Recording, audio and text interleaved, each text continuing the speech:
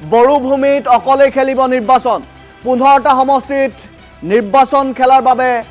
চূড়ান্ত হৈছে ইউপিপিএল আৰু আক্ৰমণাত্মক ৰূপত এবাৰ ইউপিপিএল আগবাঢ়িছে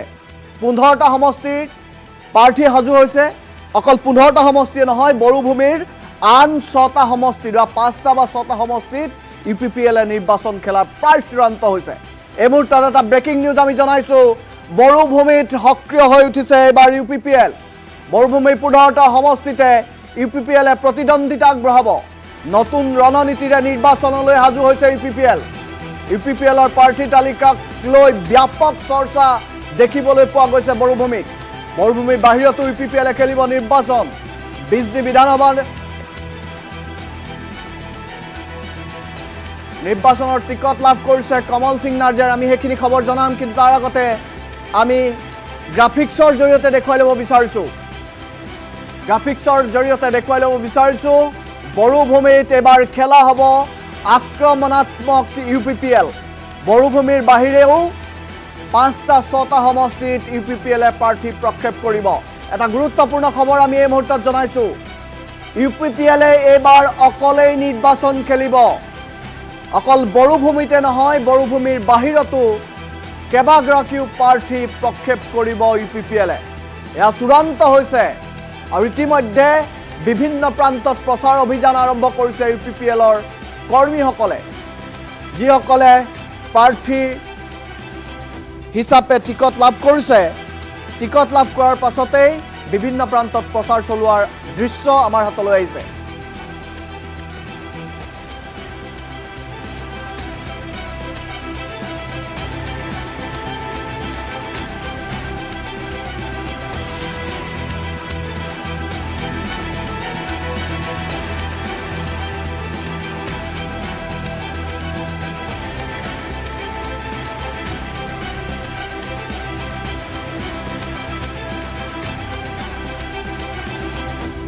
কৰিছো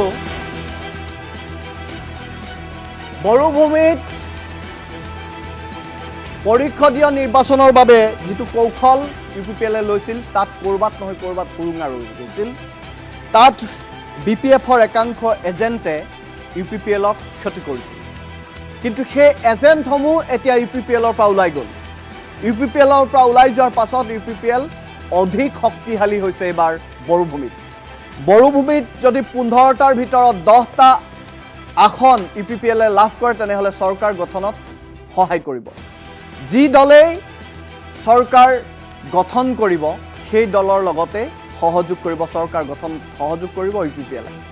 ইউপিপিএলৰ কেইবাটাও আপডেটছ আমি লৈ আহিছো আমি উল্লেখ কৰিছো বড়োভূমিত এবাৰ এখন খেলা হ'ব যি কেইগৰাকী প্ৰাৰ্থী ইউপিপিএলে প্ৰক্ষেপ কৰিছে সেই প্ৰাৰ্থীসকল কিন্তু অধিক শক্তিশালী আজি আমি দেখিবলৈ পাইছো দীপেন বড়ুৱে এফচুএৰি ইউপিপিএলত যোগদান কৰিছে এগৰাকী শক্তিশালী নেতা প্ৰমোদ বড়ুৱে নিজেই তামুলপুৰ সমষ্টিৰ পৰা প্ৰতিদ্বন্দ্বিতা কৰিব তেওঁ এগৰাকী শক্তিশালী নেতা তাত যদি বিজেপিয়ে প্ৰাৰ্থী প্ৰক্ষেপ কৰে তেনেহলে বিজেপি প্ৰাৰ্থীগৰাকী ধাৰাশায়ী হোৱাটো প্ৰায় নিশ্চিত তেনেধৰণে যিকেইটা প্ৰাৰ্থী প্ৰক্ষেপ কৰিছে আমি কিছু সময় পাছতে অনিমেশ নাথৰ সৈতে সংযুক্ত হ'ম নিউজ এডিটৰ অনিমেশ নাথৰ সৈতে কেইবাটাও তথ্য আছে আমি অনিমেশ নাথৰ সৈতে কথা পাতিম কিন্তু আজিৰ দুটা বিশেষ দৃশ্যাংশ দেখুৱাই ল'ব বিচাৰিছো কমল সিং নাৰ্জাৰীক উষ্ম আদৰণি জনোৱা হৈছে টিকট লাভ কৰাৰ পাছতে আমি সেই দৃশ্যাংশটো দেখুৱাই ল'বলৈ অনুৰোধ জনাইছো আজিৰ দিনটোত উষ্ম আদৰণি জনাইছে কেইবাগৰাকীও নেতা কৰ্মীক অনিন্দ বসুমতাৰীক এৰিদৰে আদৰণি জনোৱা দৃশ্যাংশ আমাৰ হাতলৈ আহিছে কমল সিং নাৰ্জাৰীক উষ্ম আদৰণি জনোৱা হৈছে দুইগৰাকী ইউপিপিএলৰ শক্তিশালী নেতা বিজনী বিধানসভা সমষ্টিৰ প্ৰাৰ্থী কমল সিং নাৰ্জাৰীক এয়া উষ্ম আদৰণি জনোৱা দৃশ্যাংশ আমি এই মুহূৰ্তত দেখুৱাইছো বিজনীৰ কাৰ্যসূচীৰ দৃশ্যাংশ আমি দেখুৱাইছো অসমত যি দলে চৰকাৰ গঠন কৰিব আমি এটা ভাল ভূমিকা পালন কৰিম বুলি কমল সিং নাৰ্জাৰীয়ে আমাৰ সাংবাদিকৰ আগত আজি কৈছে আমি 1 নম্বৰ বিধানসভা সমষ্টি গোসাইগাঁও বিধানসভা সমষ্টিৰ প্ৰাৰ্থী অনিন্দ বসুমতাৰীৰ দৃশ্যাংশটো দেখুৱাইছো অনিন্দ বসুমতাৰীৰ আত্মবিশ্বাস বাঢ়িছে আৰু এবাৰ দলীয় কৰ্মীসকলৰ উৎসাহ দেখি তেওঁ অভিভূত হৈছে গতিকে এই দুটা সমষ্টিত প্ৰায় নিশ্চিত হৈছে ইউপিপিএল জিকাটো আমি দুয়োগৰাকীৰ মন্তব্য আহিছে আমি মন্তব্য শুনাই ল'ম তাৰ পাছতে আমি দীপেন বড়োৰ কাৰ্যসূচী দেখুৱাম দীপেন বড়ো আজি ক'ত কেনেধৰণে প্ৰচাৰ অভিযান চলাইছে সেই দৃশ্যাংশসমূহ আমি দেখুৱাম দুয়োগৰাকীৰ মন্তব্য আহিছে দুয়োগৰাকীৰ মন্তব্য আমি দেখুৱাই ল'ব বিচাৰিছোঁ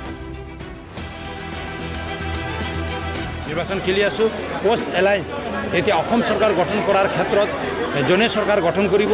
আমি আৰু এটা ভাল ৰোল অসম চৰকাৰ গঠন কৰাৰ কাৰণে ল'ম এইটো প্ৰায় নিশ্চিত BTRৰ 15টা সমষ্টিৰ ভিতৰত আমি প্ৰায় 10টাৰ পৰা 11টা সমষ্টি আমি জিকি যাম বুলি আমি আশা কৰিছোঁ এই ধৰণৰ ছাপোৰ্ট আজি তৃণমূল পৰ্যায়ৰ পৰা আমি পাই আছোঁ গতিকে আমি এইবেলি বিধানসভা নিৰ্বাচনত ভাল এটা ৰিজাল্টটো লৈ ভাল এটা বিধায়কসকলক লৈ আমি দিছপুৰ যাম আৰু দিছপুৰত ভাল চৰকাৰ গঠন কৰাৰ কাৰণে অসমৰ মানে এটা চৰ্তত অসমৰ বিভিন্ন জাতি জনগোষ্ঠীৰ কাৰণে অসমৰ জনসাধাৰণৰ কাৰণে অসমক ৰাজনৈতিকভাৱে অৰ্থনৈতিকভাৱে সামাজিকভাৱে সাংস্কৃতিকভাৱে অসমত আগুৱাই লৈ যোৱাৰ কাৰণে আৰু BTRৰ 35 লক্ষ মানুহৰ কাৰণে আমি যি BTR ৰেকৰ্ড কৰিছোঁ UPPLৰ নেতৃত্বত 2020 চনৰ 27 জানুৱাৰী তাৰিখে প্ৰমোদ বড়ো ডাঙৰীয়া তথা বিদ্ৰোহী সংগঠনসকলক লৈ যি এটা শান্তি চুক্তিটো আমি কৰিলোঁ শান্তি চুক্তি কৰাৰ পিছত BTRৰ যোৱা 5 বছৰৰ যি শান্তিৰ বাতাবৰণটো আমি ইয়াত ঘূৰাই আনিবলৈ সক্ষম হ'লোঁ এই সকলো পৰিৱেশটো আৰু ভাল কৰাৰ বাবে আৰু BTRত একতাৰ দফাবিলাক ইয়াত ৰূপায়ণ কৰাৰ বাবে BTR ৰাইজৰ আগুৱাই লৈ যোৱাৰ বাবে এই সকলো কামটো আমাৰ হাতত আছে এজেণ্ডা আমাৰ হাতত আছে গতিকে এই এজেণ্ডাবিলাক ফুলফিল কৰাৰ কাৰণেও আমি BTR ৰাইজক কৈছোঁ BTR ভোটাৰক কৈছোঁ BTR অভিভাৱক কৈছোঁ এইবেলি আপোনালোকে যোৱা BTCত যি হ'ল কিন্তু এইবেলি আপোনালোকে UPPL দলক ভোটদান কৰক পাব্লিকৰ মানে বিপুল সঁহাৰি আছে আমাৰ বিগত আমাৰ যিটো চৰকাৰ আছিলে সেই চৰকাৰটো চবেই এতিয়া আফচোচ কৰে যে কিমান শান্তিপ্ৰিয়ভাৱে মানে গোটেই সমাজটো চলাইছিলে আৰু এতিয়া অলপ পৰিৱৰ্তন দেখা গৈছে অলপ এতিয়া ল' এণ্ড অৰ্ডাৰ চিটুৱেশ্যন হওক কিবা হওক বা অসামাজিক কাম ঠাম সেইবিলাকো বাঢ়িছে বুলি আফচোচ কৰিছে চব পাব্লিকে ৰাইজে গাৰ্জেন লেভেলত আৰু তেওঁলোকে আমাক এতিয়া বিচাৰে আৰু মই ভাবোঁ তেওঁলোকে মোক সঁহাৰি দিব ওদালগুৰি বিধানসভা সমষ্টিৰ ভৈৰৱকুণ্ড পৰিষদীয় সমষ্টিত নিৰ্বাচনী প্ৰচাৰ চলাইছে দীপেন বড়োৱে কৈছে 100% আমি জয়ী হ'ম আমি দৃশ্যাংশটো দেখুৱাব বিচাৰিছোঁ প্ৰচাৰ অভিযান ইতিমধ্যে আৰম্ভ কৰিছে UPPLে 15টা সমষ্টিতে নহয় বড়োভূমিৰ বাহিৰতো প্ৰায় 4-6টা সমষ্টিত প্ৰতিদ্বন্দ্বিতা আগবঢ়াব UPPLে দীপেন বড়োৰ দৃশ্যাংশটো দেখুৱাইছোঁ প্ৰচাৰ অভিযানৰ দৃশ্যাংশটো দেখুৱাইছোঁ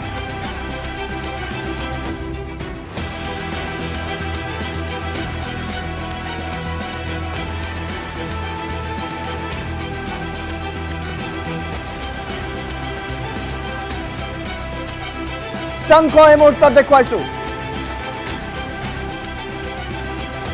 ওদালগুৰি বিধানসভা সমষ্টিত মই 100% জয়ী হ'ম বুলি দীপেন বড়োৱে আজি উল্লেখ কৰিছে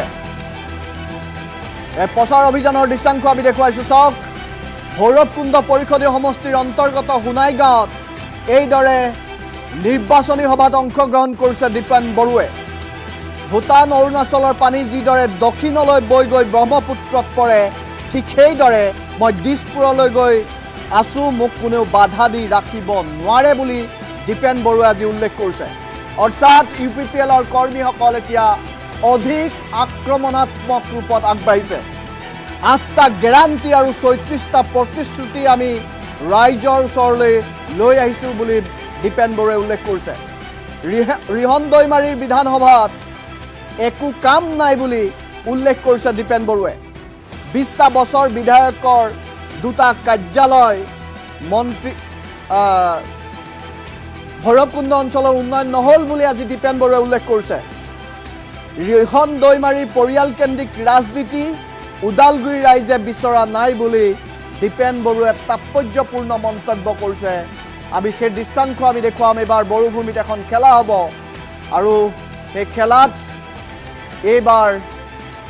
ধূলিস্বাত হ'ব BPF এনেধৰণৰ এটা ধাৰণা কৰা হৈছে আৰু এনেধৰণে ধাৰণা কৰি UPPLৰ কৰ্মীসকলে নিৰ্বাচনী সভাত অংশগ্ৰহণ কৰিছে আৰু ৰণনীতি প্ৰস্তুত কৰিছে UPPLৰ শীৰ্ষ নেতৃত্বই দীপেন বড়োৰ মন্তব্য আমি শুনাব বিচাৰিছোঁ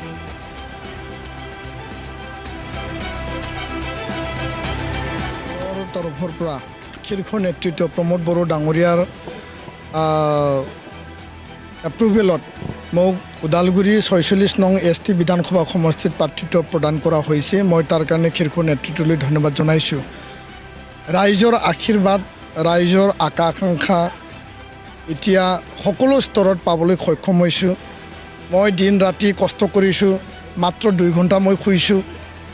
কেতিয়াবা ৰাতি 1-2টা বাজে আৰু ৰাতিপুৱা মই 5টা বজাত মই উঠোঁ আৰু ঈশ্বৰৰ নাম লৈ পেলাই মই পৰম প্ৰভুৰ নাম লৈ পেলাই মই আশীৰ্বাদ লৈ মই আগবাঢ়িছোঁ, যাত্ৰা কৰিছোঁ। এই সময়ত মই সোণাইগাঁও প্ৰাইমাৰী আমাৰ এটা আটাইতকৈ শক্তিশালী প্ৰাইমাৰী ইয়াত মই থিয় হৈছোঁ ভৈৰৱকুণ্ড এই অঞ্চলত আৰু ইয়াত ৰাইজৰ যিখিনি সমৰ্থন, আমাৰ কৰ্মীসকলৰ যিখিনি উৎসাহ, তেওঁলোকে যোনটো যোৱাবাৰ অলপ মনত আঘাত পাইছিল, হাৰি যোৱাৰ কাৰণে মনত দুৰ্বল হৈছিল, এতিয়া এই দুগুণ এটা শক্তি মনোবল লৈ পেলাই সকলোৱে আগবাঢ়িছে আৰু 100% জিকিম। কোনো প্ৰত্যাহ্বানে আমাক ৰখাব নোৱাৰে। আৰু এই কথাটো মই স্পষ্ট কৈছোঁ যে ভূটানৰ পৰা আপোনাৰ দক্ষিণ প্ৰান্তত লাউডুং শিৱপুৰলৈকে যিটো এই সমষ্টি আৰু ভূটানৰ পৰা অঞ্চলৰ পৰা বৈ অহা পানীয়ে যিহেতু দক্ষিণত বৈ যায়, ব্ৰহ্মপুত্ৰত লগ লাগে, তাৰমানে এই অঞ্চলত থিয় হৈছোঁ মানে ব্ৰহ্মপুত্ৰত যোৱা মানে আমি দিছপুৰলৈ গৈ আছোঁ আৰু দিছপুৰ যোৱাটো বিধায়ক হোৱাটো 100% নিশ্চিত। এতিয়ালৈকে আমাৰ তাত হিচাপ আহি আছে যে 99,000 ভোট আমি ইয়াতে পাবলৈ সক্ষম হ'ম। আগন্তুক 10-15 দিনত আৰু যিমান আমি কেম্পেইন কৰিম, সকলো ৰাইজৰ মৰম স্নেহ আদৰ আমি পাবলৈ সক্ষম হ'ম। ৰাইজক সেৱা মোৰ পৰম ধৰ্ম আৰু ৰাইজক সেৱা কৰিবৰ কাৰণে মই ওলাই আহিছোঁ। দিন ৰাতি ৰাইজৰ কাৰণে মই কাম কৰিম, মোৰ এইটো সংকল্প। 8টা গেৰাণ্টি আৰু 36টা প্ৰতিশ্ৰুতি লৈ আমি ৰাইজৰ ওচৰত নামিছোঁ আৰু সকলো স্তৰত আমাৰ নিউজ এডিটৰ অনিমেশ নাথৰ সৈতে। অনিমেশ নাথ, আপোনাৰ পৰা এটা বিশেষ তথ্য জানিব বিচাৰিছোঁ যে বড়োভূমিত এইবাৰ এখন খেলা হ'ব। 15টা সমষ্টিতে নহয়, বড়োভূমিৰ বাহিৰতো UPPL প্ৰতিদ্বন্দ্বিতা আগবঢ়াব। ইতিমধ্যে এটা সমষ্টিৰ প্ৰাৰ্থীৰ নাম UPPL ঘোষণা কৰিছে। 15টা সমষ্টিক লৈ কেনেধৰণৰ ৰণনীতি, অনিমেশ নাথ, আপোনাৰ পৰা জানিব বিচাৰিছোঁ। হয়, মণ্টু শইকীয়া, এই মুহূৰ্তত এটা নিশ্চিত তথ্য যে 15 মাৰ্চত দেশৰ নিৰ্বাচনী আয়োগে অধিসূচনা জাৰি কৰিছিল আৰু সেই 15 মাৰ্চৰ দিনটোতেই 15জনীয়া যি প্ৰাৰ্থী তালিকাৰ কথা কৈ আছিলে প্ৰমোদ বড়ো নেতৃত্বাধীন UPPL প্ৰথমখন প্ৰাৰ্থী তালিকা 7জনীয়া প্ৰাৰ্থী তালিকা প্ৰকাশ কৰিলে আৰু আজি দ্বিতীয়খন প্ৰাৰ্থী তালিকা আনুষ্ঠানিকভাৱে ঘোষণা হোৱা নাই যদিও এই মুহূৰ্তত ক'ব লাগিব যে বড়োভূমিৰ বাহিৰত ঢেকীয়াজুলিত প্ৰথমগৰাকী প্ৰাৰ্থীৰ নাম ঘোষণা কৰিছে ঢেকীয়াজুলি এটা গুৰুত্বপূৰ্ণ সমষ্টি আৰু সেই সমষ্টিটোত যদি চোৱা যায় বড়ো ভোটাৰ যথেষ্ট সংখ্যক আছে। একে সময়তে যদি আপুনি চাই তাত জনজাতীয় বা চাহ জনগোষ্ঠীয় লোকৰ ভোটাৰ সংখ্যা আছে। এতিয়া প্ৰশ্নটো হৈছে য'ত য'ত বড়ো অধ্যুষিত অঞ্চল আছে সেই বিধানসভা সমষ্টিসমূহ ইতিমধ্যে UPPL টাৰ্গেট কৰিছে আৰু ইতিমধ্যে আপুনি 15টা সমষ্টিৰ ক্ষেত্ৰত দেখিছে যে এপছুৰ সভাপতি দীপেন বড়োৱে UPPLত যোগদান কৰাৰ পিছতে আজি নিৰ্বাচনী ৰণডংকা বজাইছে ওদালগুৰি ভৈৰৱকুণ্ডত। একে সময়তে 7টা সমষ্টিত ইতিমধ্যে কমল সিং নাৰ্জাৰীয়ে কওক, আপুনি যদি চাই অনিন্দ বসুমতাৰীয়ে কওক, প্ৰতিগৰাকী প্ৰাৰ্থীয়ে ইতিমধ্যে নিৰ্বাচনী ৰণডংকা বজাইছে। একে সময়তে এটা প্ৰশ্ন উত্থাপন হৈছে, এটা বিষয় উত্থাপন হৈছে যে আজিৰ দিনটোত প্ৰমোদ বড়ো গৃহমন্ত্ৰী অমিত শ্বাহৰ বৈঠকত মিলিত হৈছে সেই খবৰটো, কিন্তু ডাঙৰ প্ৰশ্নটো হৈছে যে বড়ো জনগোষ্ঠীয় সমস্যাক লৈ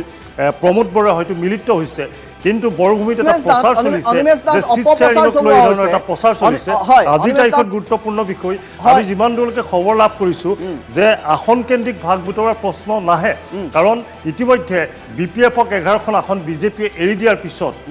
89খন আসনত ইতিমধ্যে বিজেপিয়ে প্ৰতিদ্বন্দ্বিতা কৰাৰ সিদ্ধান্ত লৈছে আৰু 26খন আসন মিত্ৰদল অগপক এৰি দিব। গতিকে 126খন আসন এই পৰ্যন্ত আসন ভাগ বতৰা কেন্দ্ৰ কৰি ইতিমধ্যে সমাধান হৈ গৈছে। এনে বিষয়সমূহত বা এনে প্ৰাসংগিকতাক যদি আপুনি লক্ষ্য কৰে তেতিয়াহ'লে আপুনি উল্লেখ কৰিব লাগিব যে এতিয়া আৰু UPPLৰে বিজেপিৰে মিত্ৰতা বা বিজেপিৰ আসন কেন্দ্ৰিক মিত্ৰতা কোনো কাৰণতে নহয়। 15খন আসনত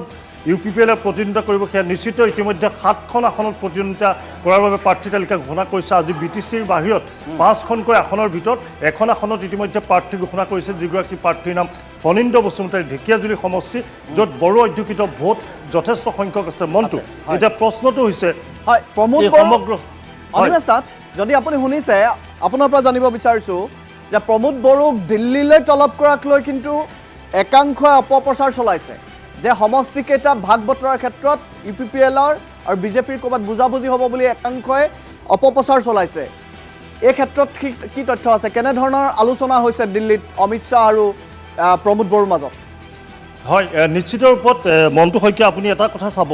যে প্ৰমোদ বড়োৱে বিভিন্ন সময়ত গৃহমন্ত্ৰী অমিত শ্বাহক সাক্ষাৎ কৰে আৰু সাক্ষাৎকালত বড়ো জনগোষ্ঠীৰ সমস্যাবিলাক লৈ যায় স্বাভাৱিকতে এই পৰ্যন্ত ৰাজ্যত নিৰ্বাচনী অধিসূচনা জাৰি কৰিছে যদিও কিন্তু এটা প্ৰশ্ন উত্থাপন হৈছে যে প্ৰমোদ বড়ো কিয় গ'ল সেই বিষয়টোক লৈ ইতিমধ্যে বিৰোধী BPF বা অন্যান্য ৰাজনৈতিক দলে অপপ্ৰচাৰ চলাইছে যে চিট শ্বেয়াৰিং হ'ব বা আসনকেন্দ্ৰিক ভাগ বতৰা হ'ব এটা প্ৰশ্ন স্বাভাৱিকতে উত্থাপন হয় যে প্ৰমোদ বড়োৱে ৰাজ্যসভালৈ নিৰ্বাচিত হোৱাৰ পিছতেই প্ৰথমেই ঘোষণা কৰিছিল যে আমি 15খনকৈ আসনত প্ৰতিদ্বন্দ্বিতা কৰিম বড়োভূমিৰ 15খনকৈ আসনত প্ৰতিদ্বন্দ্বিতা কৰিম আৰু সমান্তৰালভাৱে BTCৰ বাহিৰেও আমি 5খন আসনত প্ৰতিদ্বন্দ্বিতা কৰিম এটা আজিৰ তাৰিখত প্ৰমোদ বড়োৱে এফালে দিল্লীলৈ গৈছে আনফালে আজিৰ দিনটোতে আপুনি দেখিবলৈ পাইছে যে ঢেকীয়াজুলিত প্ৰাৰ্থী ঘোষণা কৰিছে ফণীন্দ্ৰ বসুমতাৰীক UPPLৰ প্ৰাৰ্থী হিচাপে ঘোষণা কৰিছে আৰু আজিৰ তাৰিখত চৰ্চা চলি আছে যে আৰু 4-5খন আসন এইটো হয়তো আপুনি যদি চাই অন্যান্য বহুকেইটা সমষ্টি হ'ব পাৰে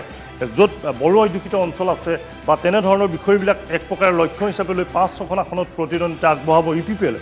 এতিয়া প্ৰশ্ন হৈছে যে চিট শ্বেয়াৰিং বা আসনকেন্দ্ৰিক যদি ভাগ বতৰা থাকিলেহেঁতেন তেতিয়াহ'লে নিশ্চিত ৰূপত ইয়াৰ পূৰ্বে হৈ গ'লহেঁতেন আজিলৈ নাথাকিলেহেঁতেন কাৰণ 15 মাৰ্চত UPPLে প্ৰথমখন নিৰ্বাচনী তালিকা ঘোষণা কৰিছে অৰ্থাৎ প্ৰাৰ্থী তালিকা ঘোষণা কৰিছে আৰু সেই দিনটোতে নিৰ্বাচনী অধিসূচনা জাৰি কৰিছে আৰু সেই দিনটোতে অমিত শ্বাহ অসমত আছিলে কিন্তু এতিয়া প্ৰশ্নটো হৈছে যে এক প্ৰকাৰে একাংশ বিৰোধী ৰাজনৈতিক দলে সেই বিষয়টোক লৈ অপপ্ৰচাৰ কৰিব বিচাৰিছে আৰু এই অপপ্ৰচাৰটোৰ দ্বাৰা এক প্ৰকাৰে UPPLৰ প্ৰতি এটা ভ্ৰান্ত ধাৰণা মানুহৰ মনত সোমোৱাৰ চেষ্টা কৰিছে বা ভোটাৰৰ মনত সোমোৱাৰ চেষ্টা কৰিছে গতিকে এই বিষয়টোক লৈ প্ৰমোদ বড়োৰ প্ৰতিক্ৰিয়াটো লক্ষণীয় হ'ব যিহেতু প্ৰমোদ বড়ো দিল্লীৰ পৰা গুৱাহাটী অভিমুখে আহি আছে বা কিছু নিশাৰ ভাগলৈ আহি উপস্থিত হ'ব কিন্তু প্ৰশ্নটো হৈছে যে বড়ো জাতীয় সমস্যাক লৈ প্ৰমোদ বড়োৱে বিভিন্ন সময়ত গৃহমন্ত্ৰীক সাক্ষাৎ কৰে